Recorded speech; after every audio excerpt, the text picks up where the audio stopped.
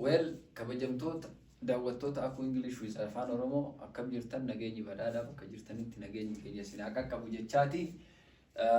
Kana dura kontentoota giraamarii yookaan seerluga kutaa 11ffaa wajjin ilaalaa turre jira. Haa ta'uti amma har'allee haaraa tokkicha qabannee isin dhiyaannee jirra. Kanaaf nu dhaggeeffadhaan hordofaan ergaa keenna. Asumaanummoo battala YouTube'n keenya isin qaqqabeen copy share link walii gochuu hin dagatiin haa jechuudha. Kan erga jedheen booda directly yemmuun dhimma barnoota har'aa yookaan qabiyyee barnoota har'aatti isin fudhu waa'ee gabaabsinee yookaan salphisnee yemmuu ibsinu waa'ee verbii ilaalla jechuudha. Faayidaa verbii hima keessatti akkamitti fayyadamuu akka dandeenyu. Kanaaf yemmuu waa'ee verbii jennu yeroo baay'ee wantoota barachaa turree fi sirriitti beeknu haa ta'uti garuu iccitiidhaan tokko gama verbiitiin jiran tu jira san waliif ibsa gochaa deemna jechuudha. Fakkeenyaaf waa'ee uses of verb yemmuu jennu verbii akkuma beektan classification adda addaa qabaachuu mala verbiin foormii adda addaa qaba faayidaa adda addaa qaba jechuudha. Yeroo tokko gaaffiidhaan adda addaa barattoonni waan kaasaniif dhimma kana kan isiniif sirriitti ibsuudha yaallu. Fakkeenyaaf parts of speech baay'een akka jiru ni beekama. Imagine parts of speech jira. Parts of speech san keessaa tokko eenyu jechuudha tokko verbiidha jechuudha. Tana sirriitti qaban. Waa'ee verbii yemmuu haasofnu verbiin faayidaan isaa maaliin? Verbiin faayidaan isaa maaliin yoo jenne namuu kan nutti himu it express what? Action, state, possession jedhee nuu ibsa jechuudha. Namni tokko barataa tokko gaafatte what is the use of verb? The verb is a part of speech which is used to express action or state or to show possession jedhee ibsa jechuudha. Which is very correct jechuudha. Wanni kun sirrii. But this is not the only dam. Tuni tana qofaa mitiidha dhimmichi. Waa'ee verbii irratti beekuu danda'u. Verbiin dhugumaa akka verbiitti yemmuu act gootu verbiin akka verbiitti yemmuu act gootu faayidaan ishii kanumaa jechuudha. Haa ta'uti garuu verbiin akka verbii qofatti act akka goone beekuu danda'uudha qabu. Verbiin takka akka maalitti hima keessa galuu dandeessi akka verbiitti akka waan biraatti illee galti. Akkamitti galti? Akka adjectivitti galti. Verb serve as what? As adjective. Faayidaa adjectiviin nu kenniti jechuudha. Hima keessatti akka adjectivitti fayyadamna verbii. Again akka maalitti fayyadamna? Akka nounitti fayyadamna jechuudha. Verbii akka nounitti. Amma yemmuu kana jennu waan oodii isiniif fakkaachuu mala haa ta'uti garuu hin yaadattan. Amma waa'ee jarandi, you know about jarandi? Jarandi saayiniji form of wordii ta'ee inni maa inni siriinsa uumamni isaa verbii haa ta'uti faayidaan isaa faayidaa maaliiti? Faayidaa nouniiti jechuudha. The subject of the sentence, the object of the sentence, the complement of the verb jennee isa ibsina.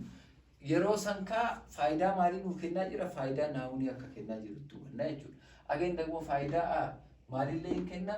Faayidaa adjectivii kenna. Kana tokko ilaala.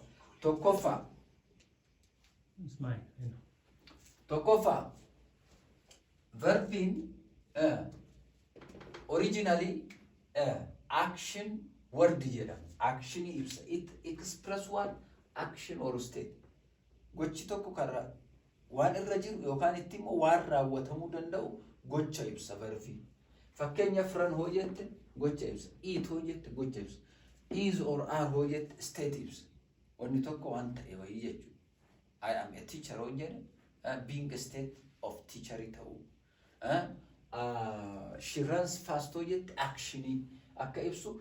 The most dominant keessattuu verbiin tensii ennaa ibsu wantoota kanniin akka ibsu sirriitti beekuudha. Waa'ee kanaati bitama our main target to look at this content is not to see about what? About the use of verb as what? Indicating action in the state sanii miti. Dhimmoota ittaanan kanneen sirriitti beekuudha. Fakkeenyaaf a verbal adjective originiin isaa an adjective which is derived from what? Verbi. Verbi irraa uumama jechisu garuu akka maalitti fayyada? Akka adjectivitti fayyada. Kanaaf hojiin isaa maal? Describes noun. Nounii ibsa jechuudha. Maqaa nu ibsa. Fakkeenyaaf smiling child, swimming pool osoo ka jennu ta'e smiling fi swimming kun maa isaan they are what? Verb. But a verb which is used as what? Adjective. It modifies the child, it modifies pool. What kind of pool? A swimming pool. It describes the pool. As it is what? A swimming pool. Smiling child. As the child is what? Smile ta'uu ibsa. Jechoonni kun basically bu'uurri isaanii yookaan beeziin isaanii maa inni verbii. Garuu garamitti derived ta'anii faayidaa maalii kennaa jiran? Faayidaa adjectivii kennaa jiranii jechuudha.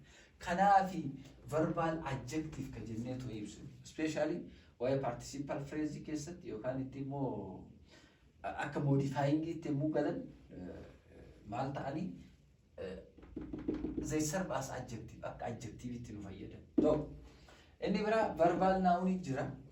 Derived from what? Verb irraa uumama. Garuu function as noun ida. Akka noun itti tajaajila. Fakkeenyaaf teaching is an art. Osoo jedhe namni. Teaching is an art. Now teaching is what? The ing form of the verb or the word, which is acting as what? Noun. Basically, ing form of word in malini, participle, present participle idamiti. Why verb form ya mo asofno? Verb 1, verb 2, verb 3, and verb ing, present participle, past participle, akkasumas immoo simple past infinitive form ka. Amma kunniin they are present participle form of the verb. Haa ta'uuti garuu asitti they are just used as what? Used as noun jechuudha. Especially jarandi keessatti totally ing forming verboonni sun faayidaan isaanii faayidaa noun akka ta'e. Verbiin akka noun, verbiin akka adjective, verbiin akka verbiitti akka galuu dandeessu beekuu danda'uu qabna jechuudha. Yeroo biraa immoo noun akka adjective itti illee akka galu. You know. Noun faayidaa maalii qaba? Faayidaa noun as well as faayidaa adjective qaba. Noun tokkollee yoo jiraate noun ma qofa ta'ee fayyadaa miti ma keessatti. Maal ta'ee fayyaduu hin danda'a? Adjective ta'ee fayyaduu hin danda'a. Kana maal irraa hubattan? If two nouns comes one after the other, the preceding noun is acting as what? Acting as adjective. Yeroo sanitti inni maa inni jechuudha bakka galuumsa san keessatti noun osoo hin taane adjective dha jechuudha. Leather jacket hoo jette. Fakkeenyaaf plastic cup hoo jette.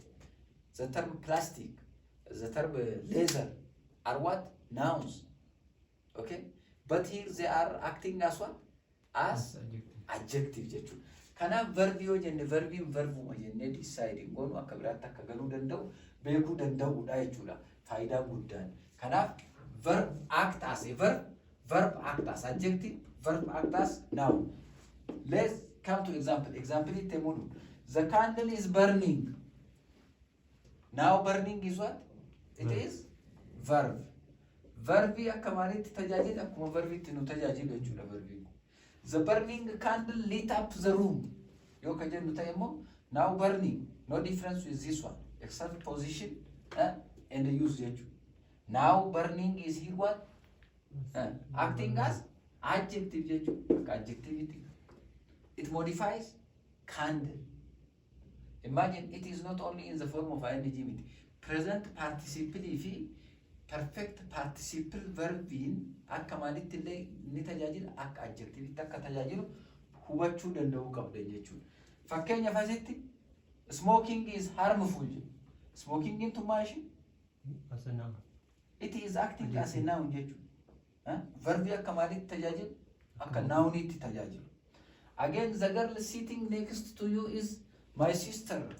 Now, the girl sitting it analala. It is the ing form of the word. But it is acting as one. Akka verbi, akka noun itti mo akka adjectivity galemu jennu akka adjectivity gale. Eenyu modify go? The girl modify go. Akkuma relative clause ima keessa gale subject san define go yookaan describe go kunillee participle maal gochuu hin danda'a? In present form, in past form, in perfect form, perfect participle form. It can modify what? Modify the noun jechuudha. Now, we have to understand maal hubachuu danda'uu qabna. Verbiin tokko yommuu hima keessatti dhufu verbiidha jennee fayyadamuu qofa osoo hin taane akka maalitti gale wanni sun jedhu hubachuu danda'uu qabna. Fakkeenyaaf I am sure osoo gaafii nama akkana jedhu kun dhufe the girl dash next to you is my sister jedhee asitti osoo sits